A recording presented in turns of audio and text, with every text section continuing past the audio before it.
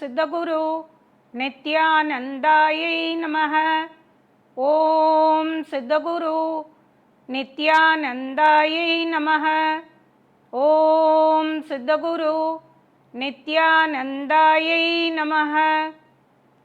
சித்தக்ரியா YouTube சேனலுக்கு உங்களை அன்புடன் வரவேற்கிறேன். இன்னைக்கு பார்க்க போகிற தகவல் என்ன அப்படின்னா, கங்கையில் குளித்தால் பாவம் போகும் அப்படிங்கிறது நம்ம எல்லாருக்கும் தெரியும். கங்கைக்கு நம்மளால் போக முடியுதோ போக முடியலையோ, நம்ம டெய்லியே குளிக்கும் பொழுது முதல் சொம்பு தலையில் விட்டுக்கும் பொழுது கங்கா கங்கா கங்கான்னு சொல்லிட்டு அந்த தண்ணியை நம்ம விட்டுட்டு குளித்தால் கங்கையில் குளித்த பலன் கிடைக்கும்.